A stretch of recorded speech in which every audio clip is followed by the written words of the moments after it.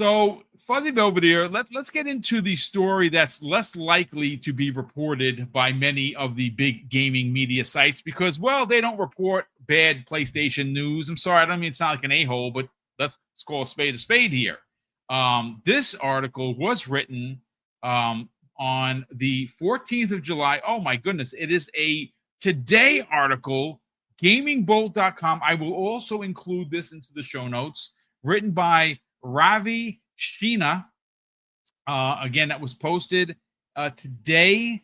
This is under the news and rumors umbrella for Gaming Bolt. It goes on to say Ben Studios has reportedly canceled multiple games and unannounced projects. The Days Gone developer has made headlines earlier this year after Sony canceled its open world live service multiplayer title.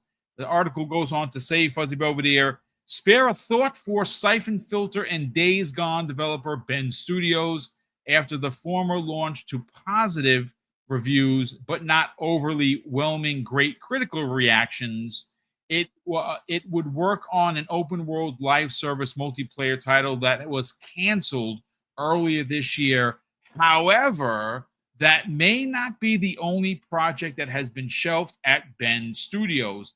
As discovered by Timur222, which we talk in DMs on a regular basis, the LinkedIn profile of game designer Jacob Feth indicates multiple, unquote, multiple canceled unannounced projects.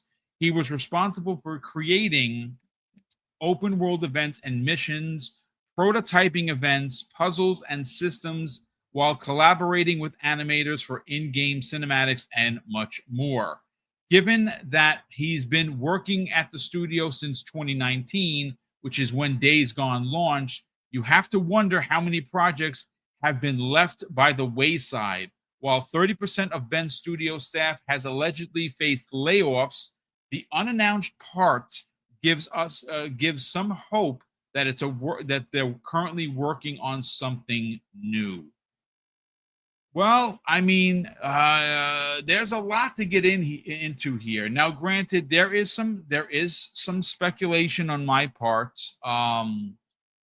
We do see Ben Studios has a pretty storied history, and Days Gone, which is a game that I honestly believe in my heart of hearts that Sony should port to Xbox. If they were to port that to Xbox, I don't know if it's going to sell 5 million copies. I'll tell you what, one thing, I'll freaking buy it. Days Gone, I want to say about 30 or 40 hours into it. It was really good. My only complaint is that in all those hours that I played, I had the same AK-47 for all those 40 hours, and it was ridiculous. But it was really good. And those hordes were scary. Like, if there were two particular instances where I died and I got cornered. I was like, holy shit, I freaked out because the horde came out. It was one in the lumber area that was there you go. You know what I'm talking about. Mm-hmm. And there was another one that was a junkyard, and I got cornered, and it was all she wrote. It's fine. I'm still here. I'm not a zombie, but I died in the game, and it wasn't fun. It was scary as F. Let me just say that. I would buy that game. I would honestly buy Days Gone on Xbox. And again, after what happened, I know a lot of people. There are some purists that don't believe there are no single player games coming to Xbox because they know what they're talking about, folks. Sony likes money, ladies and gentlemen. So this would be a good one.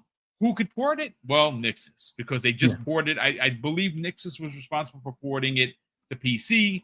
The PC version released. It was like their Game of the Year edition. Could easily be ported to Xbox. I don't think it would cost a lot to port it, to be honest with you.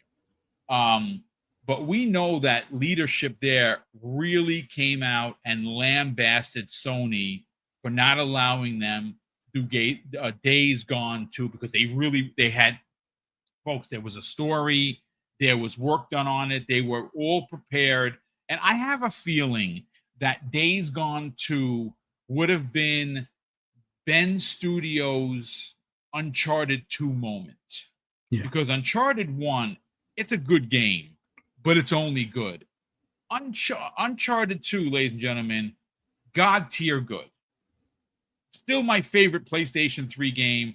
I like to play it. I haven't played it in a couple of years. But I like to just start over.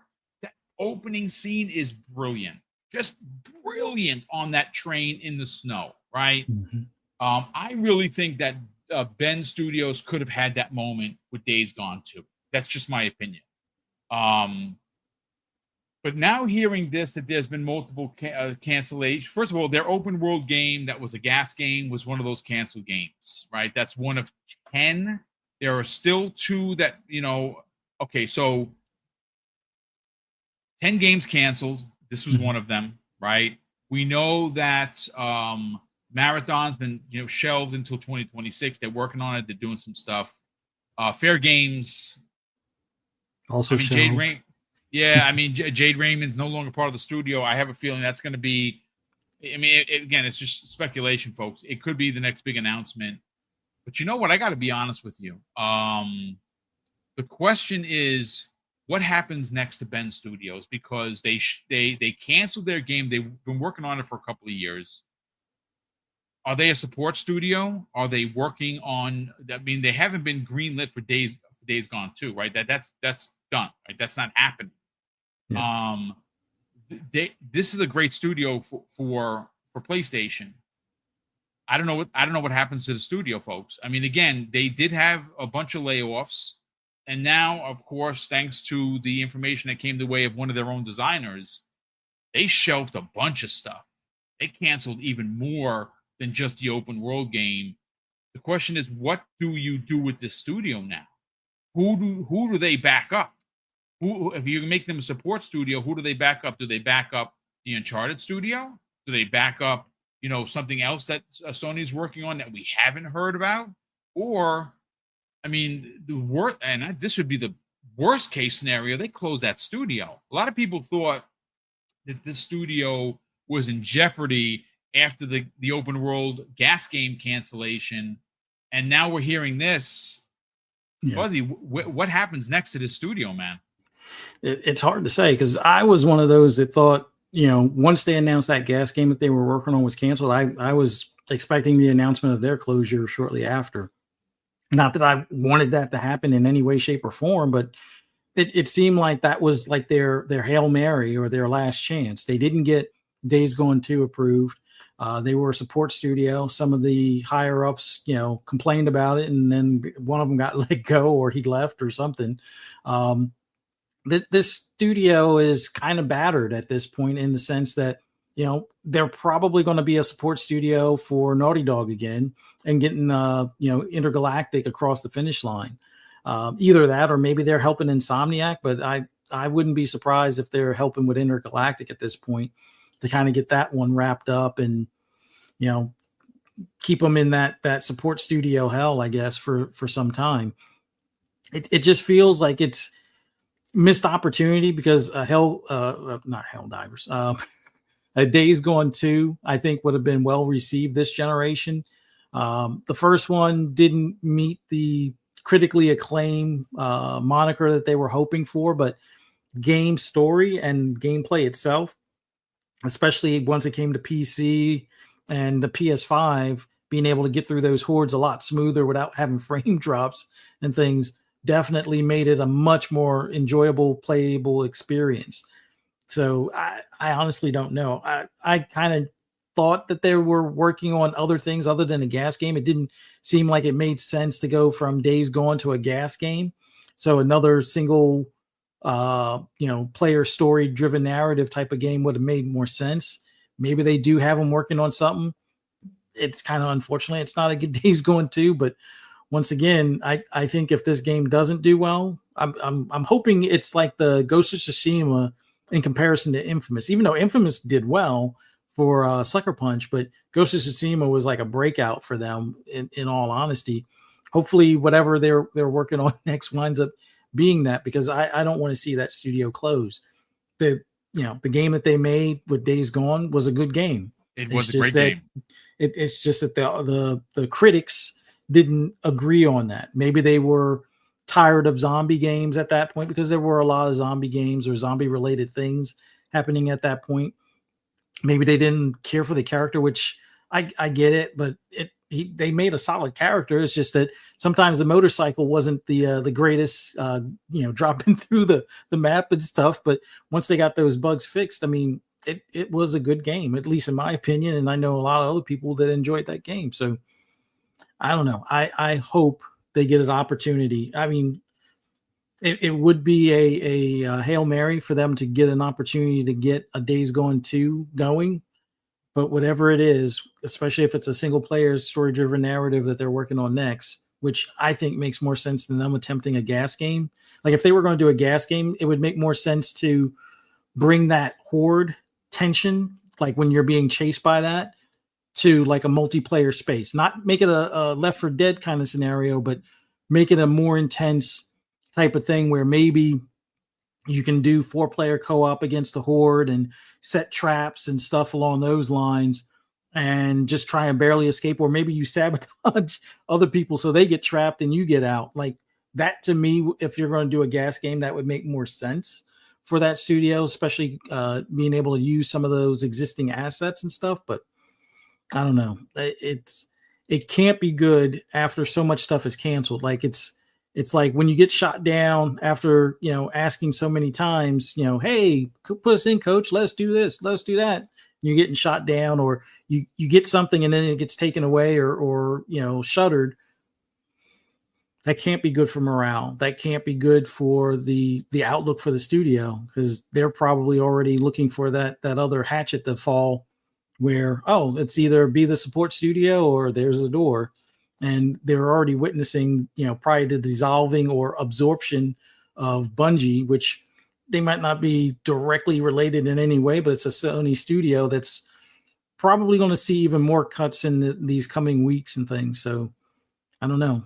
This is the type of stuff that I wish more of these journalists were focused on, as opposed to the Game Pass being unsustainable, because after all those game cancellations, those gas game cancellations, there has to be a boatload of money that was basically thrown in a circular bin and washed away kind of deal. Like you have these studios that you're paying salaries, you have these studios that were working on projects and having either overtime or maybe contractors assist on stuff, or, using some licensing stuff. And now you have no game to show for it to recoup any of that expense. Sure, you can write it off to some extent, but when you're having a year where you closed a couple of your studios, you had a game that lasted only 8 days and didn't really see any recoup of revenue from that, and you had 2 other potential, revenue generating games being live service, and they're postponed to who knows when, next year or indefinitely.